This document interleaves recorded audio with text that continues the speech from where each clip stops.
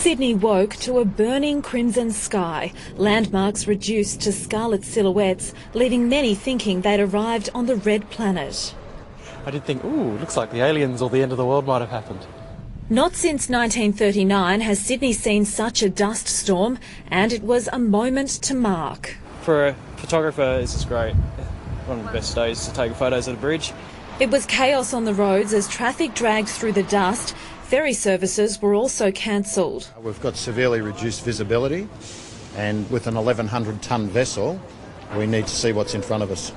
At the airport, flights were diverted and delayed. I just want to get home. No, not worried at all about flying in this. Just want to get out of here.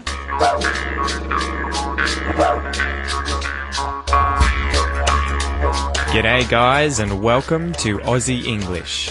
My objective here is to teach you guys the English spoken down under. So whether you want to speak like a fair income Aussie, or you just want to understand what the flippin' hell we're on about when we're having a yarn, you've come to the right place. So sit back, grab a cuppa and enjoy Aussie English.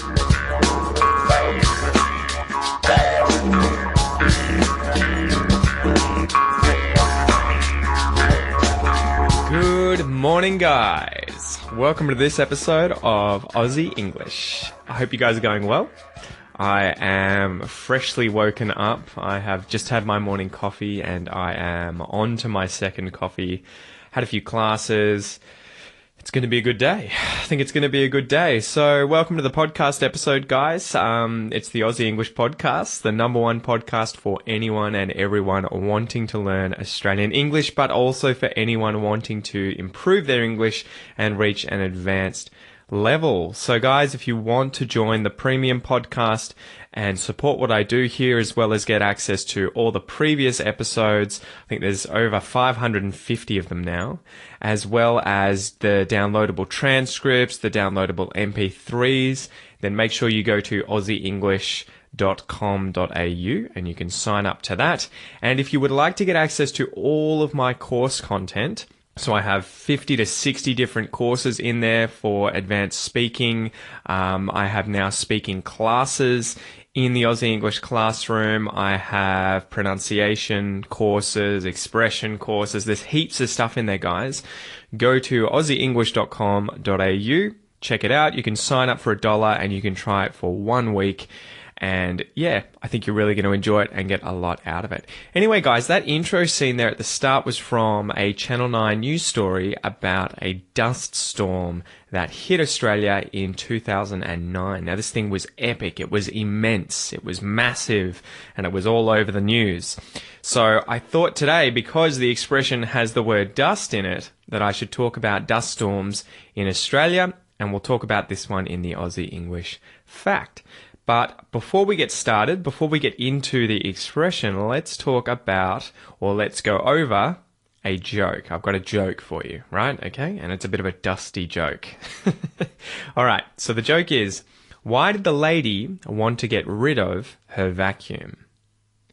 Why did the lady want to get rid of her vacuum? Because all it did was gather dust.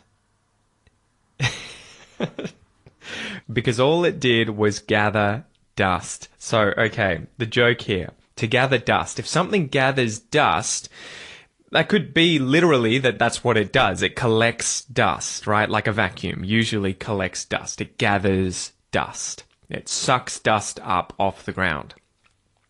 But we use to gather dust to mean that something hasn't been used, right? So, for example, if I buy a lot of books and I put them on my bookshelf, and they gather dust, the idea is that I haven't touched them. I haven't used them. And that's why they're collecting dust. They're gathering dust. Dust is falling on the books because they're not being used, right? So if something gathers dust, it's not being used. So she wanted to get rid of her vacuum because all it did was gather dust. The pun here is that it collects dust because that's what a vacuum does. But it's also meaning that it wasn't being used. She had the vacuum but wasn't using it. It was just gathering dust, okay? So today's expression, guys, is done and dusted, to be done and dusted. I am done and dusted with this thing. That was suggested by Lima in the Aussie English classroom. Every week we suggest these expressions, people vote on them, and Lima smashed it this week. She won. Good job, Lima. So let's go through and define the words in the expression done and dusted. I'm sure you guys know what done is, right? It's the past tense of the verb to do. If you've done something, you've finished something, you've ended something, you have completed something. Done. Dusted. Now this might be a bit more of a complicated word that you don't see as often. Dusted is the past tense of the verb to dust, to dust something. And it's one of these weird verbs in English where it can mean two opposite kind of things at the same time. So for instance, if I have a duster, which could be, say, a implement with a bunch of feathers on it, and I use it to dust my bookshelf, it's that I'm trying to take all the dust off the books using the duster, right? To remove dust or dirt from a surface by wiping or brushing it. That is to dust something. But imagine I have a cake and I want to put powdered sugar over the top of the cake. If I sprinkle that sugar, if I cover the cake with that sugar, with that powdered substance really lightly, that at the same time is to dust something. So now because I'm putting dust on something, I'm also dusting it. But if I'm taking dust off something, we also use the verb to dust in that sense as well. Bit of a confusing one, but that's what it means. To sprinkle a powdered substance on something in this case. So the expression definition, to be done and dusted. I wonder if you guys know what this means. If you are done and dusted with something, it means that you are completely finished with it. Or maybe it is completely ready. You've dealt with it. Something has been decided, right? So it shows that something has ended, whether it has been completed, whether you've organized or dealt with it or decided something. And I found the origin online, and it's not certain, but it was an interesting hypothesis, I guess, or theory as to why the expression done and dusted came into existence. So when documents were signed in the past using pens that were dipped in ink, they would have ink wells and maybe those quills, those feathered pens that they would dip into the ink wells and then have to write with. Drying time could be considerable as the application of the ink varied so much. So it would take quite a while for the ink to dry on the paper. So to speed things up, an absorbent dust was sprinkled on the fresh writing. So maybe it was dusted onto the fresh writing and then left momentarily and then tipped off the sheet so that the sheet was lifted up and the excess dust was tipped off, allowing the document to then be rolled or folded without the ink smudging, and that could be, sent as a letter or something like that. And so a deal was considered finalized when it was done and dusted, right? If you're writing on a document, an agreement that someone had to sign, it was considered done, finished, completed when it was done and then dusted, done and dusted. All right, so let's go through some examples of how I would use the expression done and dusted in day-to-day life, okay? So imagine you have a boyfriend or a girlfriend and you find out that this person's been unfaithful to you. They've cheated on you.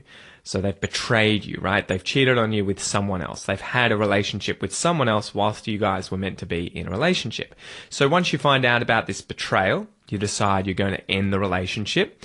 It's time to go your separate ways, because if you can't trust someone, what's the point of being in a relationship with them? So you sit them down one day and tell them, look, I'm sorry, I'm breaking up with you because you cheated on me and I just can't trust you. So your relationship is over. It's ended. It's done and dusted. Your relationship has finished, it's completed, the relationship is done and dusted. Example number 2. You've got a really busy week ahead of you. So you've got, say, 5 days of 9 to 5 work every day. And then you have to pick up the kids from daycare or after school care. You have to then take them to their different recreational commitments. Maybe they do sports like footy or cricket or netball or something several times a week after their daycare or after school care.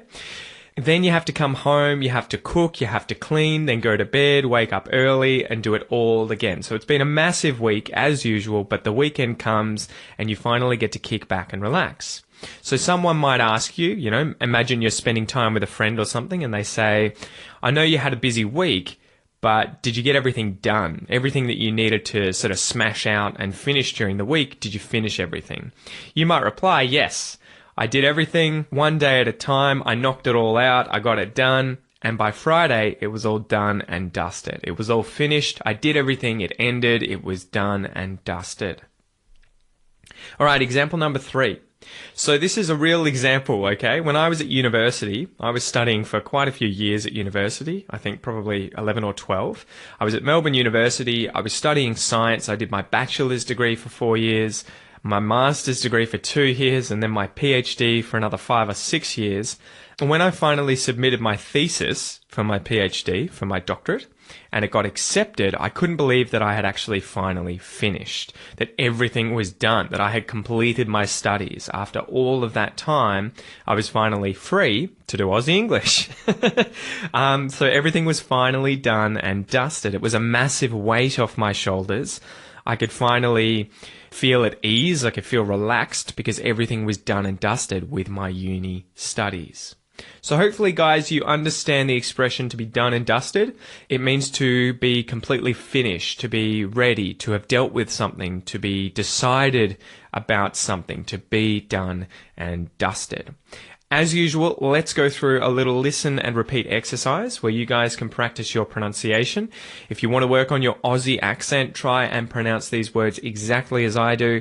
If you're working on a different English accent, whether it's from New Zealand, South Africa, Ireland, Scotland, England, America, wherever it's from, use that accent, but just say the words after me. Okay? Let's go.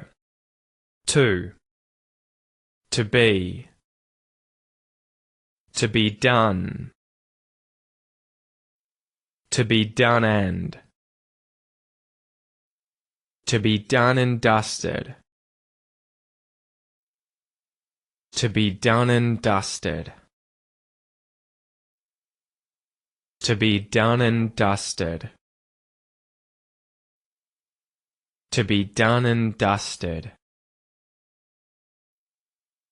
To be done and dusted. Quick hint there about pronunciation. What do you hear happening with the word and?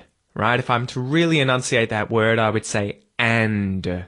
But when you hear it between the words done and dusted, how am I saying it? Done and dusted. Done and dusted. It's just like the sound of an N, right? Okay? So that's what we do to the word and quite often. Done and dusted. I would have been done and dusted. You would have been done and dusted. She would have been done and dusted. He would have been done and dusted. We would have been done and dusted. They would have been done and dusted. It would have been done and dusted. And another cool thing there, you'll notice that would have can become would have, but then it can also become woulda, right? Woulda. I would have been done and dusted. I would have been done and dusted. I would have been done and dusted. And you can even contract this further to I'd have been done and dusted. So learn those kinds of contractions, guys, because native speakers will speak like that really quickly, and it'll make you sound a lot more natural too if you decide to use them when speaking English. Now remember guys, if you want to learn a lot more about pronunciation, about the Australian accent, how to make these contractions, how to link words, make sure that you go and sign up to the Aussie English Classroom. Remember, you can get a trial for 7 days for just $1 at aussieenglish.com.au. You will have unlimited access to my 60 plus courses in there while you're signed up. It's an amazing source of content for you guys to level up your English fast, so go check it out. Anyway, Aussie English fact for the day. Let's go through that and then we'll finish up and the episode will be done and dusted. So dust storms. I wanted to talk about dust storms in Australia for obvious reasons. Done and dusted, dust storms. So dust storms in Australia are a natural weather event. They happen in many different countries, but they happen in Australia and are common all over the world, right? They happen where there are dry lands, okay, where you have things like deserts or arid regions with not a lot of rainfall. So they occur in Australia due to the continent's land surface comprising a vast amount of deserts and semi-arid rangelands. When periods of severe and widespread drought occur, that is the lack of rain, they dramatically increase the likelihood of major dust storm events, particularly in summer months, because these are the driest months. So this is due to the accumulation of loose, dry dirt particles on the surface of the Earth that are then more easily picked up by weather events such as low pressure systems, when there's loads and loads of wind, and also storms when they move across that area. So the dust is blown up into the atmosphere and then carried with the wind or with the storms that move with the strong pressure gradient until it dissipates. So ultimately, you can't have dust storms without a significant amount of wind to pick up and move the dust particles. So Australia's worst dust storm. This happened in mid-spring of 2009 in Australia. This was called the 2009 Australian Dust Storm, or the Eastern Australian Dust Storm, and it developed and swept across parts of South Australia and Victoria, as well as the majority of New South Wales and Queensland, and it even blew across the Tasman Ocean all the way to New Zealand a few days later. So the dust storm developed on the 22nd of September in the dry deserts and arid areas of Central Australia. And by 3:30 p.m. it had caused blackout conditions in the town of Broken Hill and was heading eastwards towards Canberra, which it reached the following day at lunchtime. Now, blackout conditions means that there was so much dust in the air, it was almost like it was nighttime, right? There was no light. It had blacked out everything. So a blackout is usually when there's no light, no electricity for lights.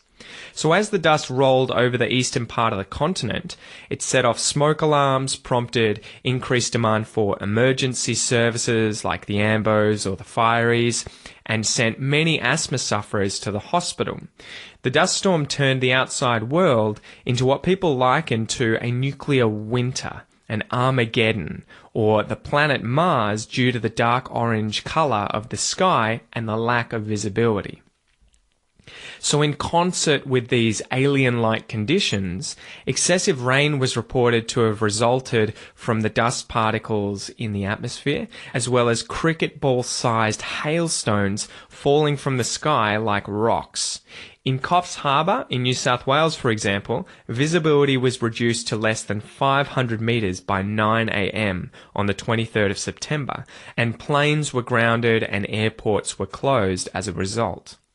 By this time, the dust plume was visible from space and measured 500 kilometres in width and an astonishing 1,000 kilometres in length, and had covered 2 states and dozens of towns and cities, including Sydney, Canberra and Brisbane. By the 24th of September, the northernmost edge of the dust storm covered Cape York in Queensland, and the southernmost edge of the plume stretched 3,450 kilometres south, sitting out in the ocean parallel with Victoria and New Zealand. By the morning of the 25th of September, red dust from the storm had been pushed by a cold weather front across the Tasman Sea and was starting to reach the northern island of New Zealand. The CSIRO estimated the storm carried some 16 million tonnes of dust from the deserts of Central Australia. So the 2009 Australian dust storm was easily one of the worst on record, and I definitely recommend checking out the images of this storm via the Wikipedia page, which I'll link in the transcript, or just jump on to Google and search 2009 Australian dust storm because it looks otherworldly. Places like Sydney were covered in dust. You could barely see anything. Everything was orange, and it literally looked like the surface of the Martian planet. Anyway, guys, thank you so much for joining me today. I hope you've learnt a bunch. I hope you've enjoyed these episodes. I hope to see you in the Aussie English classroom, and I'll see you next week. Hatcha! G'day, mate. Thanks for listening to this episode of the Aussie English Podcast. If you wish to support the podcast and help me keep bringing you content, you can do so via my Patreon page. Remember, it's my mission here at Aussie English not only to help you understand Australian English, but to speak it like a native. If that's your goal, make sure you enroll in the Aussie English Classroom, guys, where you'll get all the bonus content for today's episode designed to improve your English even faster. Have a ripper of a day, and I'll see you in class.